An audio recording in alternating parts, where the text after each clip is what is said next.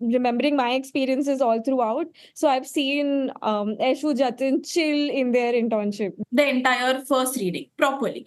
Then you can start with your second revision. Like, the test series will take you through it. So when the test series do limited stuff, how much you can revise at the end, because it's unnecessary to overdo a subject which you can't revise at the last. Physical health, forget about it. Like different kind of problems started. My eyes started becoming red because I didn't have enough nutrition.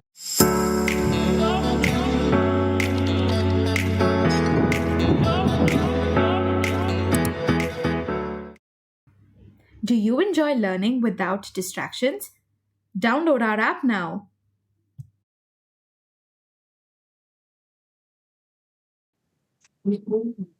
Hello, everyone. It's an honor to have two of my very close friends from college. Meet Dr. Aishwarya and Dr. Jatin. Hi. Hi. So it's very exciting because a year ago, all of us graduated and we all went into different directions. Two of these people decided to go to Davangiri, give 1 year to preparation, and have like one of the hardest years after BDS. It was all beautiful because at the end of it, both of them got very good ranks. Both of them supported each other, and now they are going to go to the colleges they always wanted to. So Dr. Aishwarya has a rank of 79 and Dr. Jatin has a rank of 211. But the best part about this entire journey is that they always prepared together, whether it was from I think they started from second year of BDS to study together and till the end of internship, and now even for their PG preparation, they were all there together, trying to just understand how to crack this exam. Now that they've cracked it, they're here with us today to give honest answers about what they actually went to, what they actually felt throughout this year, and how it actually changed the perspective. Because a lot of people will give you different answers, but since we know each other, I'm hoping to get some really insightful experiences in this experience exchange at MediStudy Go. So my first question is, how is it? Like, how do you feel when you open your phone and you see this rank? Well, it was not easy actually. Even though we did a lot of hard work, at some point you wouldn't expect anything out of it. Like you would just want to give your best at the end. Like in the beginning, you would always start with an expectation of like you should be in the top 50 or whatever. But in the time period, you will be like, I just want this. So at the end, after giving your best, when you see the rank, you don't want to believe it. Like I literally rechecked my rank like 5-6 times. I made my mom check the numbers so many times before I could actually be sure of the rank. It was that unbelievable. Right. But did you know that, okay, at least this much so I should get? What was when I saw the rank, I knew I deserved it. Like after this year, I was like, this is not completely lucky. There was a lot of hard work behind it. So Right. How was it for you, Jatin? Yeah, to be honest, the preparation was like a very tough time. So I didn't expect that much rank I will secure after my exam, because I felt exam was lengthy, tough and all. But at some point, like I was feeling like, okay, it may be tough for everyone and I will be able to be in some place there. So that day when my result came out, so I also didn't believe. I also checked 3 to 4 times the rank list. Then I was like, okay, now I've cracked it. So after we all finished BDS, I think we were all very confused, as to what's the next step and where are we headed. So I remember very faintly speaking to Eshu. I'm just going to call her Eshu. She's been one of the closest friends. So how was it?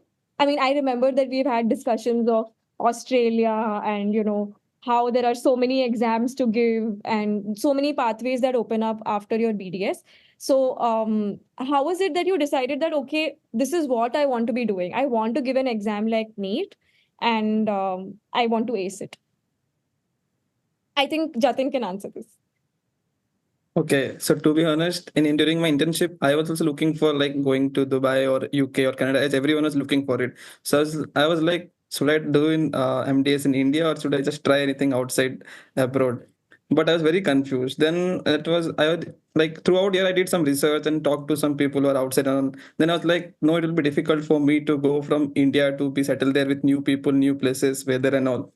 Then I was like, okay, if in India, then what? If in India, then I have to be like doing masters mostly, because like I didn't want to start immediately any clinic or something. So I thought I'd just give some 3 4 years of my time and prepare something like mastery in something. Then I will open a clinic most probably. So in that preparation, I thought, so anyway I have to give NEET. So it's better I prepare for a year and see like if I'm able to crack it, or if not, I'll try some deemed or private or something. Or if better, if I get a good rank, then I can try for government college. So in that hope, I started preparing for a year, and this is what we got at the end. Nice. For me, it was mainly just two reasons. First thing was that I was always academically interested, in the sense I always wanted to be associate with a college or like be a professor at some point. So for that, I will need an MDS in India. And second thing, to be completely honest, I always found the other processes very, very confusing. Like I could never wrap my head around the amount of exams and the preparation that I had to go through. So this was another like reason to choose MDS and NEET MDS, because it sounded a little easier to me than the other options. But the main reason was always I wanted a master's degree to be in the academic profession. Right. So you just wanted the familiarity of the process, and NEET was something like that. Yeah.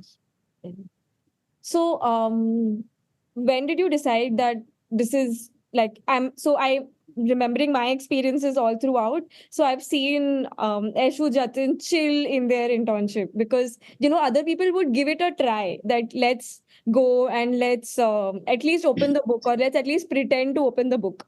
But they were so clear headed from that time that they were like, we are not even trying, like we know that this is the year to enjoy, and we'll do everything that's enjoyment, and then eventually we'll see where we are going. So I saw that clarity just back then during internship. But how was it that you had that first of all after final year, and what made you decide to get out of the comfort of your home and go to Davangere to pursue something for a year?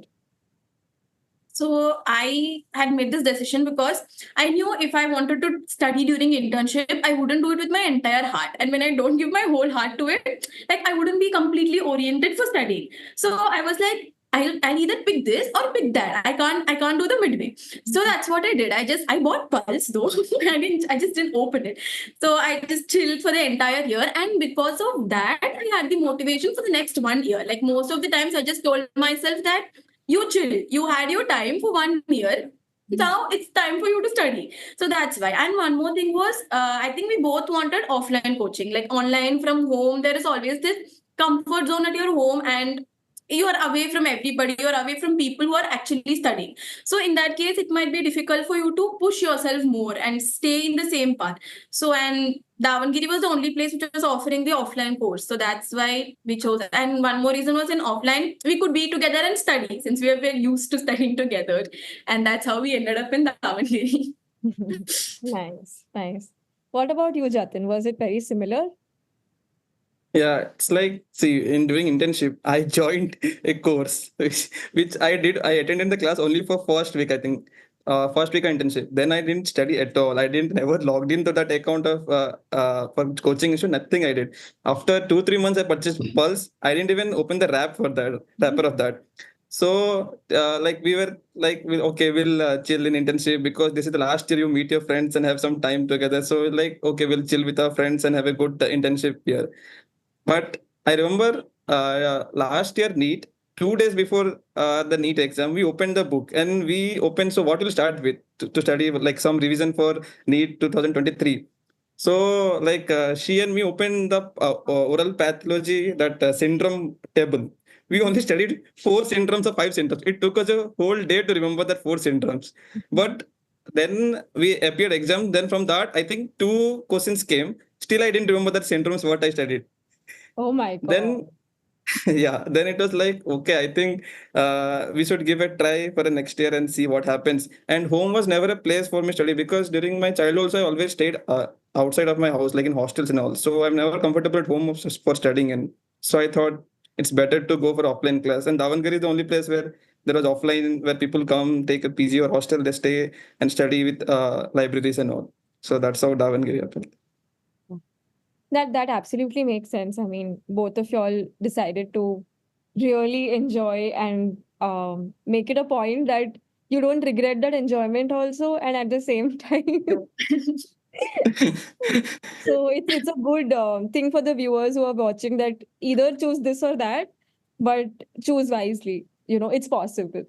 Yeah. Yeah, and I think last year also, even though a full year I didn't open the book at all, I think we scored like 7 to 8K around it. So then that gave us little more hope. Ki, okay, what if we study for 1 year? Maybe we'll end up getting a good rank. So Yeah. for that, then it gave us little more edge of preparing for the year. Right, absolutely. So did you start right after NEET 2023 got over, or did you take a little time and like, okay, I'll see some counseling, some colleges, and then start? How much time did you actually take to prepare? I think immediately after internship got over, we went home and I took I think maybe 2-3 weeks gap. And then immediately I started joined and we started preparing. So you we didn't didn't even look for wait any for NEET counseling. results. NEET results were Actually, out because within that time when I went home, NEET results were already out. So that's how we came to know. Then I took 1 week, 2 week more extra break and then came to Davangere to join. Correct. yeah, it was immediate. Actually, people advised us to apply for the counseling, see what we get. But the thing is, once you get something, you tend to settle for it. And I know if I get some private college, I would definitely want to settle there and not do the extra effort. So I made it a point to not try for the counseling at all. And the preparation was almost immediate. Like we started, I think, in April, and our college got over in March mid or something. Correct. We started immediately in the first week of April. So we had like a lot of time. So, what was the advice that people gave you? In the sense, I'm pretty sure that before you made this decision, you might have spoken to a lot of people, especially, our seniors. So, what was the constant advice that people gave you? And I'm asking this question specifically for Eshu here because the reason that she has done this is because she's a rebel. Because of what people told her not to do is the reason why. Well, you already know too much, but still. So when I told people, my friends, that I'm going to drop for a year, people have already taken a drop for NEET UG. They were really like shocked. They were like, "Wow, this is something so difficult. How are you going to do it?" That's their entire question. And even my parents, they were like, "You didn't take a drop for UG. Why do you want to take it for PG?" So that's what they said. But then all this made me decide that I want to do it. I want to see what it is so challenging about this 1 year that people are so against it. So that's the only reason I was like, I must do this. That kind of made me fixed to this decision. Right. Are there other things in your life that you've done that gave you the confidence that, listen, if people are saying no to this, I'm pretty sure I can do it? Yeah, I mean, when I first joined CBSE from my state board, everybody said no. They were like, state mark is better, and if you take CBSE, you won't get into a medical college and everything. So that's why I took CBSE. And then when I joined Manipal for BDS, a lot of people told me, why are you joining BDS? You should wait for MBBS. You should like wait for the state counseling or wait 1 more year. But then I went and took Mangalore anyways because people told me not to, and it all turned out fine. So I started trusting my gut more and just going with the flow. And I was just like, anything is fine. And see, this turned out fine too again. So yeah, trust your gut, man. Jatin, anything specific here that you'd like to talk about? No, like for me, it was like see, it's like from coming from a middle class family. It's like when you purchase something, you tend to compare the price of 2-3 different places or 2-3 different websites. So when I was like, if I take my parents are telling ki okay, you join it and you will apply for loans and stuff. But then it was like okay, there will be little burden of the loan also at all. Then I was thinking ki when or else I will regret also that ki I didn't even prepare for a year and I'm paying little heavy money for getting a degree. So I thought ki let's give a try. And what if I actually crack it? There will be we'll get good stipend also. The spending of the college also will be less, and at least you'll be in peace with that about financial matter, and you'll be able to work better with your masters. Correct. Right.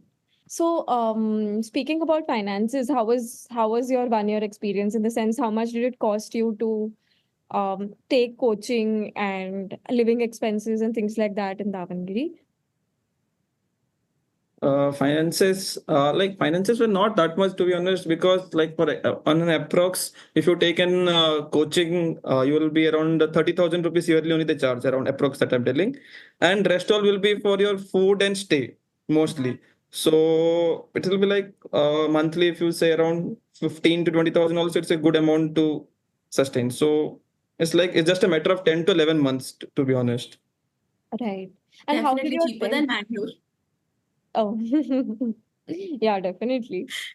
I mean, if you're studying all the time, I don't think you'll spend Yeah, on. that. So, coming to, say, for example, your year, say 11 months is what you spoke about. So, how, if I am to start today, my 11 months, so I am in June, okay, so I have a lesser amount of time. So, if I have 11 months in my hand, how should I divide it in the sense that can I make it like keep the last 6 months for revision, keep the last 2 months for revision? How do you actually plan it? Last 2 months wouldn't be enough for revision if you want a good amount of revision. So it's like you take a test series. Like it depends if you're a lecture person or a self-motivated person. In the sense, a test series is enough to push you. So if you take a test series, you start with the first reading and you do a very good first reading. Like you read the entire pulse, and whenever you have like concept difficulties, you go back, you refer, you do a very good reading. Then it will take like, let's say, 2-3 months to completely finish the entire first reading properly. Then you can start with your second revision. Like, the test series will take you through it. So when the test series is starting, the final mock exam, that's when your proper revision is starting. And at the end, like the final revision where you just go through like very superficially, maybe 2 months, 2 to 2.5 months would be enough. Because even if you keep like a week for 2 subjects, you'll need a little more time. Like there are 22 subjects in total. Separately, there are 22 subjects. So you'll need a little more time. And anyways, in the last 1-2 weeks, you cannot keep revision for a particular subject, right? Like you have to do an entire go. Like what we did was in the last 1 week, we just went through all the question papers, the past 10 to 15 years of question paper, which is like a generalized revision. So you can't really consider the last 2 weeks. Other than that, you keep 2 months to do subject revision each. So you use a lot of terms that are very alien to me. First is what first reading? What do you mean by first reading? Yeah. So it's like first reading is like, see, as we have 22 subjects, so some subjects are major. We have 19 subjects. Oh. Yeah, like if you break DA and DH separately, conso and endo, prosto got different FPD, RPD, CD, like they are huge by themselves. So we tend to consider them as separate entities. Okay, so 22 subjects. Okay. And 11 months, which means ideally 15 days a subject, but that's not how it's calculated, is it? Yeah, so that's what I'm telling you. There is something major subjects and minor subjects. So major subjects are like all dental subjects, or like for example, prosto, where there is a RPD, CD, FPD, and minor subjects will be like, for example, micro or maybe path. These are little small, and those they are important, but there's small subjects. You should not spend so much of time reading them. So you should focus on major subjects also, but at that time you should specify your time, okay, how much time I'm giving for major subjects and how much time for minor subjects. According to that, you have to revise also. So revision, when you join a test series or something, you will have every week or within 4 or 5 days one test. So before that, again, you will have to one day, 2 day you can keep it for revision of that particular subject. So that helps you better remembering, because once you read now, you will definitely going to forget after 10 months. So you have to keep on revising again and again and again and again.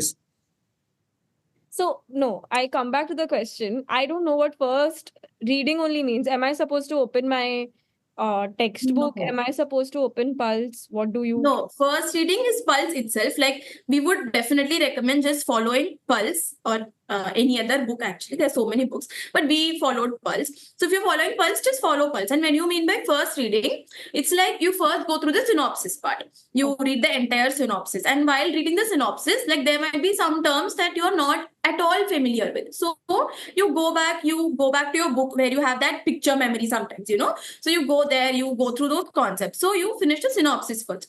And then what you do is sometimes, like, it depends on the subjects. For some subjects, you go through those AIPG papers. Like they have like 2017 to 2023 AIPG papers, the 5 set of papers. So you go through them because they have detailed answer description there. So first you go through them, the questions and their answers. Then you go to solving each topic, they have separate topics. So you start solving each topic separately and you read from that. So when you do that, you'll have an idea of what kind of questions come for your AIP, for your NEET exams. Which questions repeats the most, or there might be some topics which are repeated very often. Like you will find one question from the topic in every single exam, every single year. So those topics, what you do, you have to go back, you have to read a little bit on that topic, so you have a generalized knowledge. So when you do that, you write it down. Like you just note some very important points in your pulse sticky note or your separate notes, whatever you maintain. Then the next time what you do is you do the same thing but in a faster pace. You don't spend so much time, you don't like go through the entire thing, you don't open your UG books or anything, you just go through pulse, you mentally recollect what other extra things so that becomes the second reading. So that's how you go. Then by the third or fourth reading, what you do is you stop kind of reading the explanations unless like you remember some part of the explanation and you don't remember the other half, then you go back and read it. But sometimes like some explanations are too vast and they're very rarely asked. Some terms and everything are so difficult to remember. So those things you kind of skip because like after the third and fourth reading, you just focus on the type of questions and like the new questions which you're exposed to in the test series. So at the end, it's very easy for you to revise. Yeah, and one more thing, like when there are lengthy explanations and all, first reading is a must. You can read how much you can. But for example, in Pulse there are bold letters, so those bold letters are very important. Where it helps you to cut down on your time. So next time in second and third revision when you are reading, you can just focus on those bold letters, or you can highlight some points in your highlighter, something that will still help you with reading from second and third. So that will save your time when you do third, fourth, or fifth revisions. Right. Yeah, bold letters are very important. So bold letters from Pulse itself are super important. Yeah. Right. Is there any other source, or you just strictly stuck to Pulse? We did Pulse. We saw our institute count test series mostly and the extra questions that they give. And after a point when we started getting a little bored and stuff, we started referring on other institutes. They have these mock MCQs and like the free set of MCQs. They have so many questions and there are a lot of varieties of questions. So we started referring to them. So it's like a quiz actually. Like you just attempt random questions, whatever you remember. It's nothing to stress about. So that in our free time, we started doing that. So we don't waste our time and we are not actively studying all the time. Right. So if you had to divide your day, like I know that every day will not be the same, but if you had to like generally divide your day, how do you how many hours were you actually putting in to study, and what were the other things that you were able to manage in a day? So on an average, if you put like 10 hours, you used to study. Average if you put. But on our bad days, it used to be 6 to 7 hours. On some days, it will be more productive. Like we have gone till 12 to 13 hours also. So it's like depending on the mood and the subject which you're studying. Sometimes it can be a little monotonous. So you should change the subject or like you should change the way how you're studying. Say how she told that there were a lot of question paper banks are there, like where you can randomly already study topics, you can just open it and see if you remember or not. If you not, you just see the answer or explanation and just go through it. That will, it's like you're a little bit giving yourself a break also, but at the same time your preparation is on. Correct. So usually our day starts with pharma. We used to start at 6:30. There were days when we started at 4:35 even, when we thought there was a lot of stuff to cover in a day. So if we start at 6:30, usually the morning 1.5 to 2 hours almost goes in pharma and the classification, because you have to do pharma every single day. Otherwise you don't remember anything. Then after the initial pharma, normal breakfast, because other than studying, there was only time for eating, nothing else. So then after breakfast, we used to divide the day into kind of morning half and then evening half, which with that afternoon and everything. So in the morning half, we usually start with a subject which gets us going, like oral path. We used to really like oral path or oral surgery. Sometimes certain topics of ortho, stuff like that. So it kind of motivates you for the day when the subject is interesting. So usually start with that. Then after lunch, we go to certain like minor subjects like DADH, for which you can just do it in the base of your head sort of thing. So DADH or microbio, biochem, sort of minor subjects, or like some subjects you've already done and you're just doing it for the second time type of subjects. And then in the evening it just continues. And when we got very tired, like through the day you just keep studying, you get bored, then we went to doing questions. Like we did new tests, or we went through the previous test, whatever our mistakes were, or we did those random quiz from other institutes. So it's not boring, you're not actively taking up information. So they say you have to keep on changing the method of studying. If you don't feel, because you actually feel it, your mind tells you that no more information is going in today.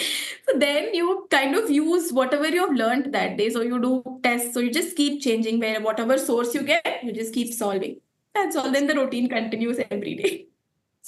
So studying also involves MCQs, right? So if you say that you started your day with pharma, are you also solving something, or are you just passively studying? Yeah, we used to solve, like for initially, like for example, we'll take half an hour sometime to memorize that classification or something. Then immediately we used to open that topic for that through in Pulse, or like in Spurs Gupta first we used. So we used to solve in Spurs Gupta. So there we used to solve this particular topic, and we used to check how much we remember, like that. And some new questions you used to just mark that and see the explanations, so that later on we can know that these are the new questions which came other than from the classification or something. Correct, correct. And so it's either solving MCQs or it's studying from the book. Did you use videos or anything as an active resource to study from? For pharma, no, we didn't use. But for just one topic, I think antibiotics or something which was not taught in the institute, for that we had to use videos. Other than that, we used video for oral surgery, because you remember in our undergrad there used to be this YouTube guy. Yeah. We always used to learn from. So for that. But only when the concepts got very difficult, or when we needed a visual interpretation of something, we went for videos. But the videos were really helpful whenever we needed them. It was very good. Yeah, like what I've found, like what I believed in that key, during one base book should be there. Like for example, Pulse, for me it was Pulse, and for something else can be there. So one base book you keep it. So that is like where you get all the information, and or if somewhere's a new you get information, you just jot it down there, or just put a sticky note and just write it down, new information related to the topic. So that whenever you revise, you can open that book and that topic, and you'll get that new point also there only. And one more thing, it's like we don't have to such refer multiple books as such, but what we have already used in UG. So UG concept helped a lot, I feel, when we, like, because in UG we also used to read our recommended books a little thoroughly. So we have little bit pictures and concept on that. So even if you don't remember, when you open that page, like, oh, this was that, we can remember as a. So that's how it helps. Like as such, you don't have to open a book as such until unless required, or you don't understand the explanation in the particular like book, like Pulse or some whatever you're referring. Correct, correct. So Yeah, now that that is you spoke important. about UG, I'd definitely like to ask whether so both of y'all were really good students, in the sense, at least diligent, at least for the exams, right? So do you think that affected when you were preparing? Because maybe there were a lot of concepts that you were already strong with. You didn't have to really go back and study. Do you think that helped? Yeah, it actually helped a lot. Like we didn't realize in the beginning, we thought we'll have to do everything new, but that wasn't true. And since we had people over there that we spoke to, we figured out that we knew a lot more than them already. In the sense, like we were so grateful for our teachers, and like in the lectures, we always feel like we are not listening, and we're just not paying attention. But that's not true. Somehow, in like especially prosto and oral path, while reading the pulse, we always were like, wow, I remember this particular staff teaching this in the class. So those things really helped. And since we knew a lot of concepts, see, either we knew the concepts or we knew where those concepts were found. So that saved a lot of time. You should have either one of them. If you know the concept, it's fine. You read it or you know. But when you feel like you know this, but then you're not sure, but we know where this is from. So you open, you've seen, you have the memory, then you go there. So it's like the UG concepts will really help some way or the other. There are some things in Pulse which are very high-fi. Those it's like you can't help it. Because you But haven't anyway, studied anyway. Those you've Yeah. never studied anyway, so it doesn't matter. Yeah, Yeah. you just take it as a new information and just like apply it. That's the thing. You don't have to understand every single thing from pulse. It's like there are some things which are just facts. They're just spitting facts on you. And if you go on digging deeper on them, you will just end up wasting time because some things don't have answer. It just leads you to articles and articles. Because there are so many times when we found something confusing and we wanted to get it right. So what we did, we started searching about it, and we have legit spent like 1.5, 2 hours figuring out some topic, but left with nothing in the end. So what we realized is certain things have to be remembered just like that. If you can understand the concepts, well and good. But if you can't, you just remember it for them. That's all. Right. And so, I mean, since you're saying that concepts helped you, were you able to remember things from first and second year after coming to like post internship while preparing for it? uh, like it's not like you'll remember everything in detail, but it's like when you go and give a one read or two read twice reading, you will just have a little bit, you will start building up the concepts again. So it's like when you have studied or gave exam properly in your UG, so that's how it helps. Like if you'll not remember anything, but when you just see them again or like read through them once or twice, then it will start again make sense and it will be in your concepts again. No, it's the familiarity that matters. It's not the remembrance as such. Like when it's a anatomy, when you open BD Chaurasya, it's not a completely new book to you. You have your pencil markings, you've done the studying there, you have your scribblings here and there. So your mind automatically feels like, okay, you have done this at some point, and now it's not going to be difficult anymore. So it's just the concept of familiarity, not the remembrance as such. So if you have a fresh new book, you'll be scared. You'll be like, wow, this is so new and everything is Greek and Latin. But then when you've already done stuff in the book, you know that you can do it again. You did it 4 years ago and you can do it again very well. Right. That's why I should tell that no one should fall for a new trap in reading a new book at this point of time, because reading a new book or new at all new topic also, it's like very difficult to comprehend it and remember it also. So it's just a waste of time, I feel. So go back to your basics which you've already studied, or have a like Pulse or like some other Bible like which you consider it as your base book. So you just refer them. Correct. Now I'm definitely going to talk about something very important. So, a lot of times I'd call Eshu, and she wouldn't even have like 10 minutes to talk. Okay, so I was really worried that she's in this isolated place, and God knows what's happening there, right? So I'm pretty sure it was very difficult to balance your physical, mental health, and take care of yourself. So how was it, very honestly? And is there something that you would like to change about that year? Physical health, forget about it. Like we had so many problems. Like you would be sick at least once a month, and it was mostly food poisoning and backache because of studying. So one very important thing is posture, not just in dentistry. Like you never realize it when you're studying. We usually study for a few hours, so we don't realize the importance of sitting right.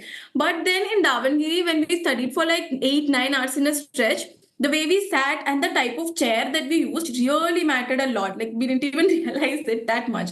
Then the food, like the food over there, it didn't suit. So I got a lot of food poisoning over there. So it's very important to then I started realizing the importance of vegetables. Like a lot of us, this is very honest answer, a lot of us don't respect vegetables at all. Like at home we usually avoid. I never liked vegetables, but after going there, I was craving for vegetables and fruits. That's all I wanted to eat. So it's like when you go to some place like that or some very stressful condition, you start understanding the importance of a lot of other things. Like you need some physical activity, you need to do some walking, or like you need to eat good. So those were very important. And on the days that we didn't get good food, like we couldn't study. It was very difficult to study. Like, most of the times the comfort is food. But like when you don't get that, it was difficult. Yeah. So I just wish there was better food and better health. What about mental health issue? You didn't speak on that. Mental health. Yeah. No, mental health was for me, it was fine. Like, even though it was very hectic, I still kept talking to my family and a few of my friends kind of regularly, at least in the beginning. So whenever I sometimes I knew I was losing it. So I would just send voice notes to my friends, and that would be it for me. Like, that's how I deal with it. And since we had each other there, we were able to balance this out. Right. Yeah, it's like your physical health and mental health both will get worse once you start preparing, because you will be you'll be worried about how to finish your course in time, give test series that will bother, and you will have to see the ranks. Like for particular test you'll get the ranks, and you will know that ki, Arey yaar, last time test I got this much, and this year this time I got this much. It may vary a lot, or it may not. It will be the same percent. Anything will happen. It'll just trouble your mental health. So I feel little bit of time should give yourself, like how maybe walking and all that, just getting out of that zone of studying, and just like, okay, you just do it. Let's see what happens at the end.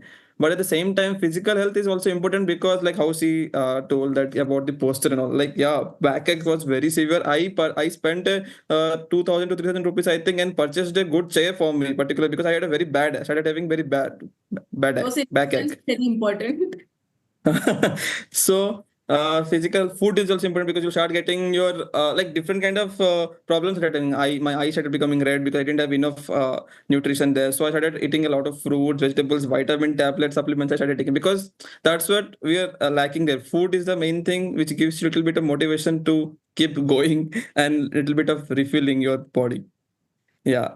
And at the same time, when you talk to your friends, like who are not non-medicos, so they'll already like be earning, and then they will be partying and stuff. Then you'll feel like, Arey yaar, what I'm doing here in this shit hole. But it's like, then again, I call back again my medico friend, and I'm like, Arey yaar, what is happening? My friends are doing like this. Like, they're like, you see us, no, we are not also earning, we are not doing, we are with you. So you also just sit and study. Right. So that's how it helps. Friends also play a very Important crucial role. part in, like, giving you mental strength. Right.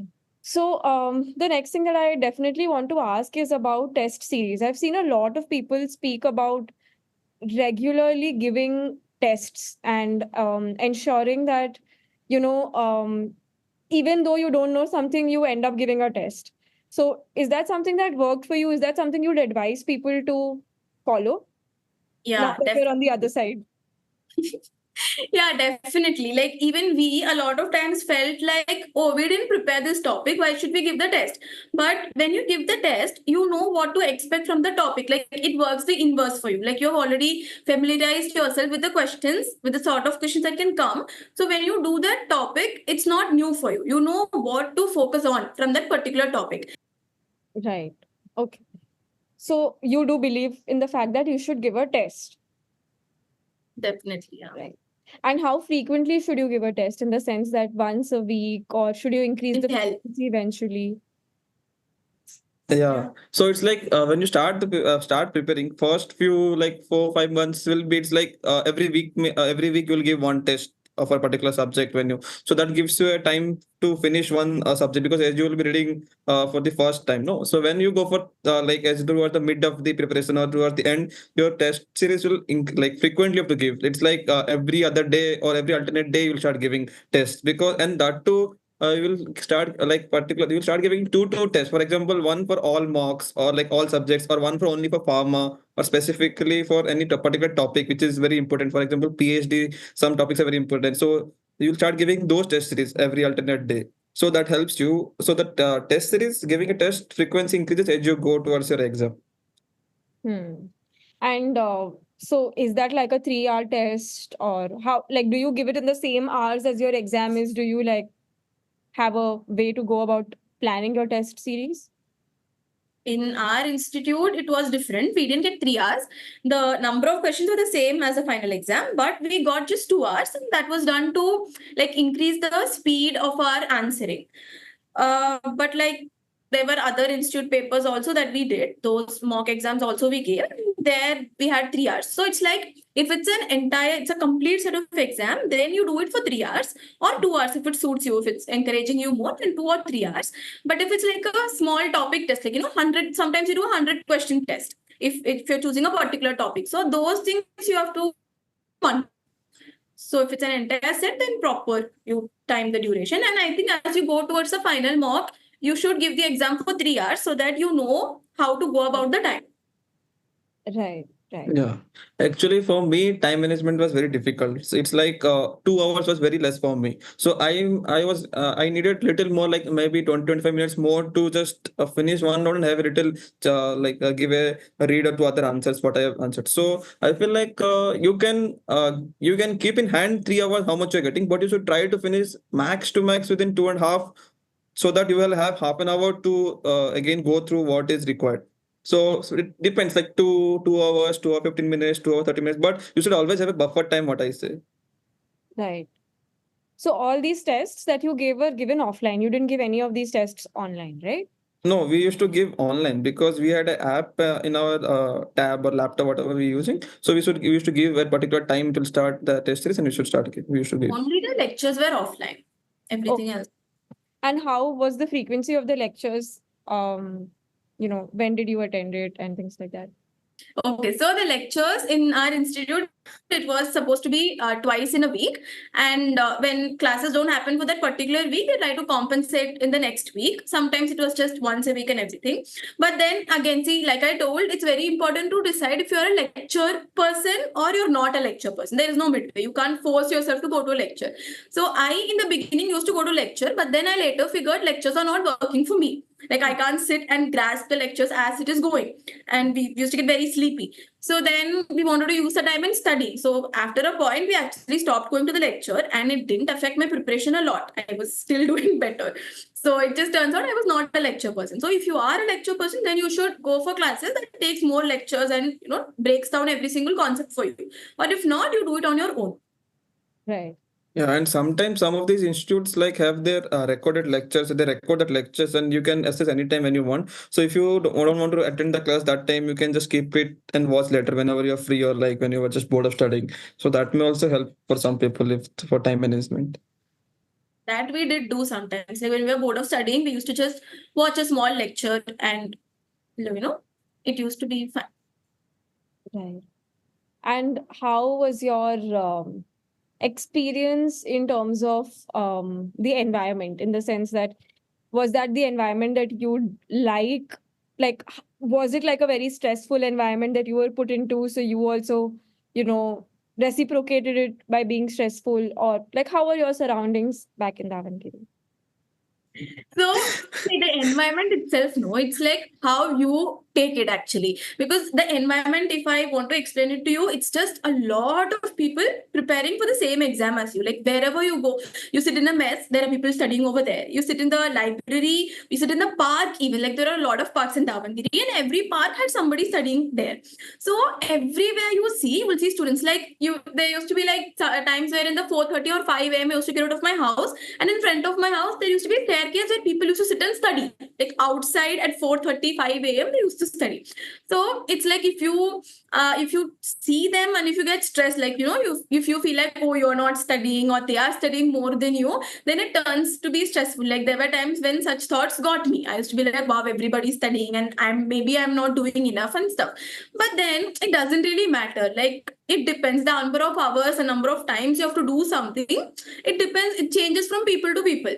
So like people are studying everywhere, so it shouldn't matter to you that much. Later I learned to let it not affect me, but in the beginning itself we started studying for like 6-7 hours. Like in the first day we studied I think 6 to 7 hours, which was too much in the first day, but that was mainly because I saw people studying. I was like, everybody has already started studying, we should catch up, and that's why we started doing a lot. But then with time you kind of realize, like even though you see people studying, it doesn't really matter. Like half the times people are just keeping their books open and sleeping. You don't even know. So that's how we kind of comforted ourselves, saying that you don't know if they're studying, so just because looking at them studying shouldn't affect us a lot. So you kind of get used to the environment slowly, but it was stressful. Took it positively by the end of it, because you realize that, listen, that's not going to help me anyways. Yeah. I'll just And different people are reading different topics and different books and all that shouldn't distract us from like what we are doing. You'll feel like, Arey, am I missing out on anything? Yeah. So it shouldn't be like that. So we just focus. So it should be like you just see what are you reading, what books are you following. You just have trust on them. Everything is there in that.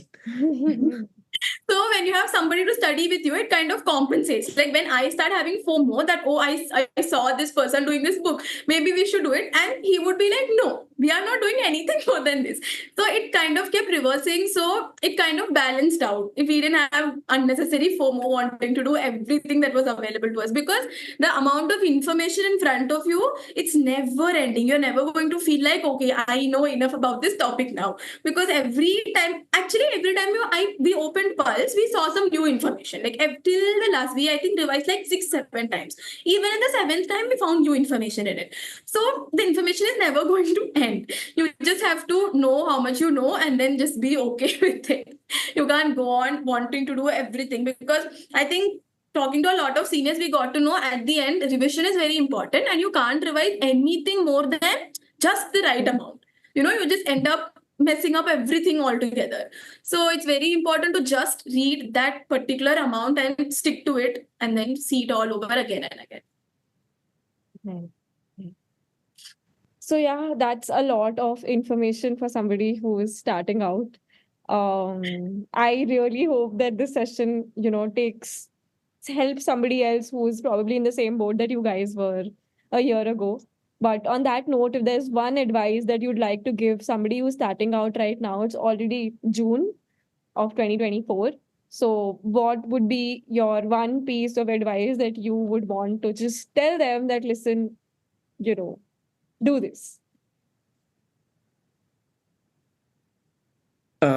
It's like, see, I have 2-3 advices for them. First thing is that just have little self-confidence on you, because during the preparation, obviously it will break like thousands and millions of times, but just start gaining it back. First thing. Second thing is that just do limited stuff, how much you can revise at the end, because it's unnecessary to overdo a subject which you can't revise at the last.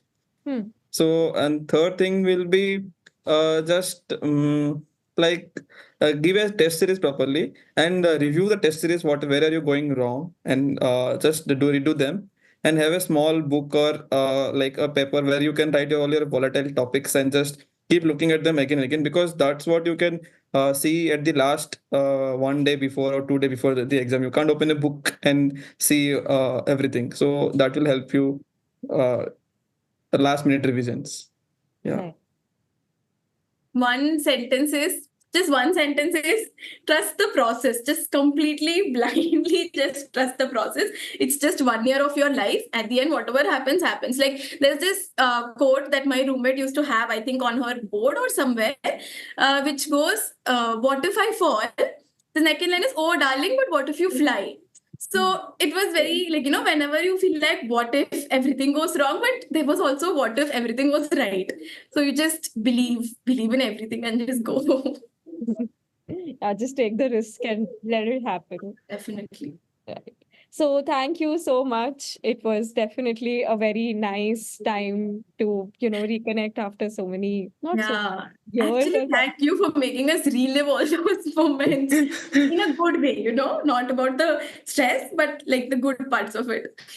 It was really nice to have you all, and I hope the viewers get something out of this.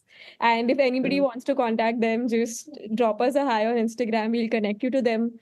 And I'm sure they'll help. They'll be more than happy to help, because I'm pretty sure. Did you have anybody to like guide you? Yeah. Sorry, I'm just asking more questions. Did you have somebody who told you do this or do that? Right. Yeah. So they are going to end up doing it for others also. So I'll also drop their Instagram IDs here in case you want to ask them questions. And thank you so much for watching. Bye.